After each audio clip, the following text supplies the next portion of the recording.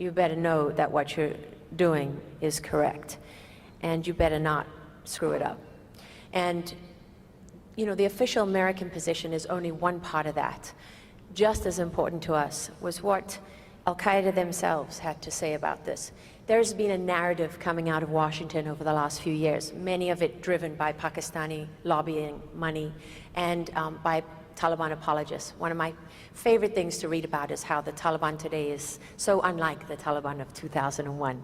They're just a more moderate, gentler, kinder Taliban who just can't wait to see women in the workplace occupying, you know, an equal role in society and, you know, great economic prosperity for all of Afghanistan, and don't really want to take us back 3,000 years into that terrible, terrible place that I witnessed in 2001 when I went with the Afghan soldiers who retook Kabul from the Taliban. You know, it's such nonsense.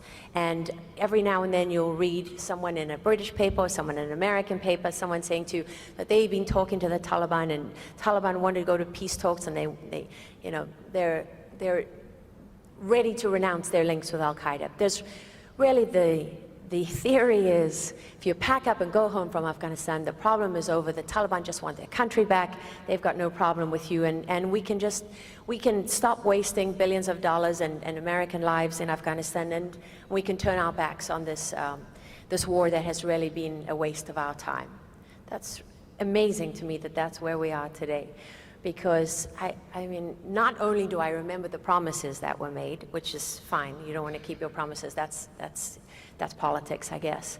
But to think that there's any similarity between this and Vietnam is ridiculous. The Viet Cong didn't care what you did when you went back to America. The Viet Cong weren't fighting for an Islamic caliphate. The Viet Cong didn't have a global struggle. And it's amazing to me that we constantly ignore what Al-Qaeda and the Taliban and Haqqani and all these groups tell us every day in their own newspapers and their own statements. They share something. They share an idea.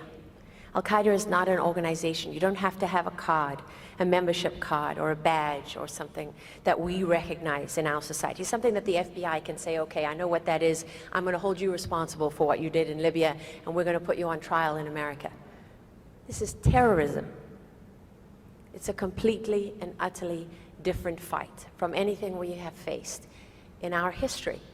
And that's why we chose to do this story. Because what's the one thing about Afghanistan that's going to come home to haunt us? What we have done there for the last 11 years, our role in the Middle East, our role across the world, our way of life is under attack. And if you think that's government propaganda, if you think that's nonsense, if you think that's warmongering, you're not listening to what the people who are fighting you say about this fight. In your arrogance, you think you write the script. But you don't. There's two sides, and we don't dictate the terms. In fact, after 11 years of a war in Afghanistan where we're surrendering, rushing for the exits as fast as we can, not only do we not dictate the terms, but we have less power to dictate anything on the world stage. And we now face an enemy, that former US Ambassador Ryan Crocker, whose interview didn't make this piece, but we did talk to him, and he said, we've killed all the slow and stupid ones. The ones that are left are more committed, and they didn't become any kinder or gentler in the last 11 years. And he's absolutely right. Another thing Ryan Crocker said was, we think we've won the campaign when they haven't even begun to fight. And that's right. So as a reporter doing investigative work, I chose this subject because, one, I can't stand that there's a major lie being propagated about the real situation. I don't care who's in power. I don't care who's behind it. I'm looking only at, like I said to General Allen, you can sit here and tell me that you're building a relationship with the Pakistanis. Let me see. General McNeil, the first commanding general in Afghanistan, told me that. So did his replacement, General Barno. General Eikenberry chose not to discuss it and walked out before the interview.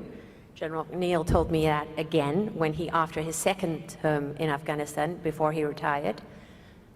General Schlosser, when he was there, and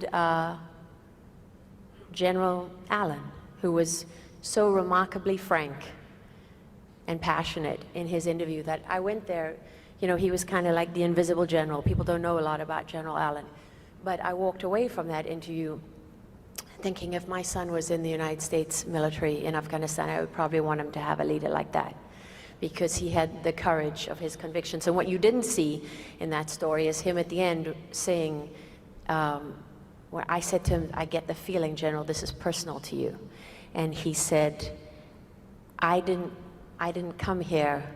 I came here fully expecting this would be the last job that I ever did. This is completely consuming. I almost can't remember ever having been anywhere else. And what's amazing to me is we ask that of people, and we send them to war, and we send people to die.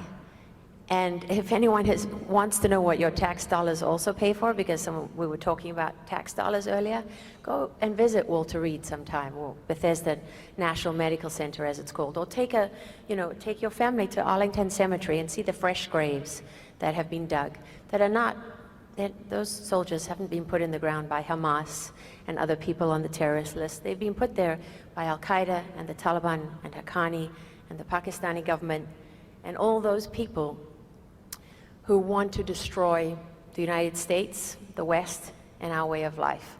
So we tried very hard with this story to get to the places that are difficult to get to.